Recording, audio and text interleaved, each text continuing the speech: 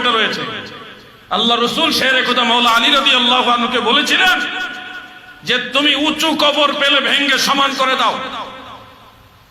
এই হাদিস আপনারা পড়েছেন, আমরা পড়িনি?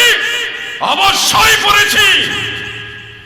মাজার ভেঙ্গে দিতে হবে, যেই দলিলের আলোকে আপনারা বলছেন সেই দলিল আপনারা কম পড়েছেন, আমরা বেশি পড়েছি আলহামদুলিল্লাহ। বলবেন জেহাদি ভাই, যদি আপনি বেশি পড়ে থাকেন, যে হাদিস দিয়ে আমরা মাজার ভাঙ্গার কথা বলছি, এই হাদিস যদি আপনি বেশি পড়ে থাকেন, তাহলে কেন মাজার ভাঙছেন না? উঁচু মাজারগুলি ভেঙ্গে সমান করছেন না কেন? প্রয়োজনের তাকিদে এই আলোচনাটা আমি রিপিট করছি। যুগের চাহিদার কারণে, সময়ের তাকিদে এই আলোচনা আমি বারবার করছি। যেই হাদিসের উপরে ডিপেন্ড করে আপনারা মাজার ভাঙতে চান, সেই হাদিস আপনারা ভালো মতো পড়েন নাই, এই কারণে আপনাদের এত গরম গরম বক্তব্য। কিন্তু দিন শেষে আমাদের সাথে ইলমি মোকাবেলা করে জয়ের নিশান নেওয়ার ক্ষমতা আল্লাহ আপনাদেরকে দেয়। কারণ আল্লাহ পাকের অশেষ দয়ায়, আমার দয়াল নবীজির উসিলায়, আউলিয়ায়ে কেরামের উসিলায় আল্লাহ তাআলা আমাদেরকে এর চেয়ে ভালো, আরেকটু ভালো জ্ঞান দান করেছেন।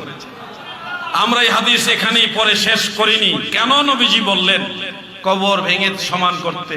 এটার হাকিকত খুঁজতে গিয়ে দেখি সহিহ বুখারীর মধ্যে উল্লেখ, মদিনা মুনাওয়ারায় আমার দয়াল নবীজি যখন হিজরত করে গেলেন, তখনও মসজিদে নববী তৈরি হয়নি, মসজিদে নববী শরীফ তখনও তৈরি হয়নি গো।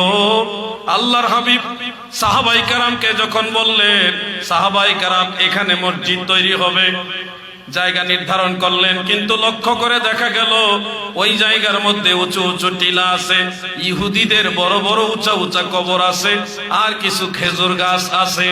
আমার দয়াল নবী বললেন, সাহাবীরা রে, তোমরা এই খেজুর গাছগুলি কাটো, উঁচু টিলাগুলি সমান করো, আর উঁচু কবরগুলি ভেঙ্গে সমান করে দাও। এরপরে শেরে খোদা মাওলা আলী সহ অন্যান্য সাহাবীরা খেজুর গাছগুলি কাটলেন, উঁচু টিলাগুলি এগুলি সমান করলেন এবং উঁচু কবরগুলি ভেঙ্গে সমান করে দিলেন। বুখারীর হাদিস, সহিহ মুসলিমের হাদিস, আবু দাউদের হাদিস, ইবনে মাজার হাদিস, মিশকাতের হাদিস, সুনানুল কুবরা লিল বাইহাকির হাদিস সহ সবগুলি হাদিস একসাথে মিলাইয়া আমরা দেখেছি, যাদের উঁচু কবর ভেঙ্গে সমান করার আদেশ আল্লাহর রাসূল দিয়েছে, সেই মানুষগুলি কোনো মুসলমান ছিল না রে।